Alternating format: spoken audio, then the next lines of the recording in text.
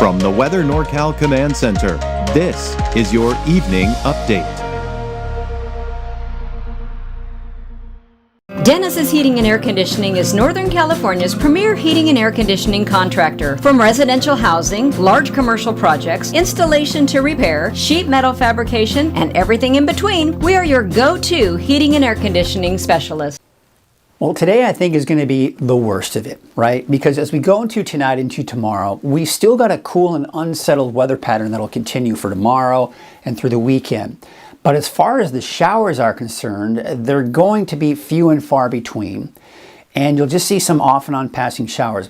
When we talk about an unsettled weather pattern, think of it as when you see that mixture of sun, some clouds, and some passing showers. And these types of showers that we're going to be seeing here for Friday, Saturday, Sunday are going to be more what we call convective showers. And that is you get a little bit of daytime heating, those puffy cumulus clouds develop, and eventually even you see a few showers and even an off chance for a thunderstorm. But mostly just some of those afternoon showers here through the weekend. Snow levels will slowly rise as the coldest air will be moving out over the next few days. There's another shot of cool air coming in from the north, just not as cool as the one that moved over us today. But then off and on breezy conditions. This is not going to be a wind event where we have to worry about, any dangers as far as, power outages or anything like that. It's just going to be more of that nuisance wind kind of off and on over the next several days. But I do expect that as we go into next week, it'll be mainly dry and warmer. All right, so here's your neighborhood forecast at a quick glance here for tomorrow. So you've got the isolated showers and snow levels somewhere between 2,000 and 3,000 feet, just depending on where you are. So again, snow levels are just slowly getting higher and higher, especially as we go into the weekend and early next week, although by early next week, it's going to be dry, right? So there's a look at Futurecast. Here's 10 o'clock tonight. We still have that storm overhead, but it's shifting to the south and to the east a bit.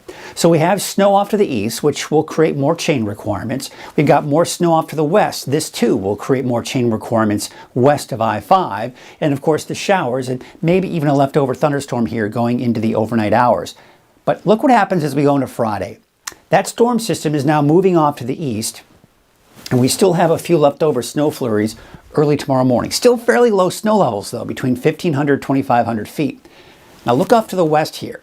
You see how we have these spotty showers?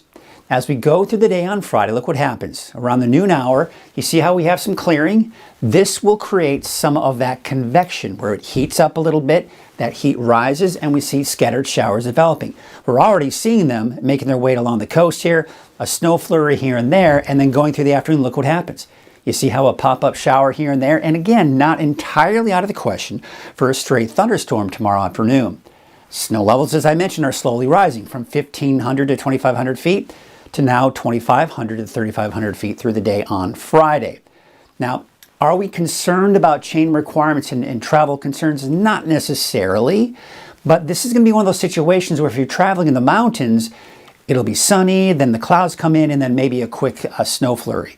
But most likely won't have an impact to the point where you are going to have chain requirements. But that being said, you certainly need to keep a close eye on things. Then, now that we're losing that daytime heating and that convection, the showers, even the snow flurries are starting to kind of break apart Friday night. Saturday morning, you see how we have the clearing skies? Then that heat through the day, we start to see the showers pop up, especially for the coast around noon on Saturday, and then eventually making their way into the valley. And again, maybe even an off chance for a thunderstorm, and not to mention the snow flurries as we go into Saturday afternoon. Snow levels between 3,000 and 4,000 feet. Then we take you into Saturday night, and some of those are kind of lingering around. There's a chance for a few scattered showers here and there. And then we'll just rinse and repeat and do it again on Sunday. So the winter storm impacts over the next 3 days, you can see here some yellows and oranges. Now, I think the most of that is going to be tonight and tomorrow morning when, number one, we have the coldest air in place, and number two, we have that heaviest snow kind of moving through as well. And then as we go into your Friday afternoon, Saturday and Sunday, I think conditions should improve for most travel conditions here. So here's a look at Futurecast. This is the area of low pressure right here. This is the long range now. See how it's kind of moving off to the east. So again, the bulk of it's moving through, of course, today, tonight, and early tomorrow morning. But then as we go into Friday afternoon, that low pressure is off to our east. Again, we're looking at a few leftover showers, a stray shower here and there, and then that moves on out. And we've got more of this northwesterly flow and a couple of weak disturbances trying to pass through. This is Saturday. You can see not much going on. We take you into Sunday, same situation. Not a lot of rain, not a lot of snow. And then we have this ridge of high pressure building in for early next week. This is Monday, Tuesday. Nice ridge of high pressure. It's going to dry us out and warm us up as well. And we extend this into the long range here going into next Thursday, even next Friday. That warmer air for the most part's in place. We've got some storminess off over the Pacific, but it's not anywhere near us.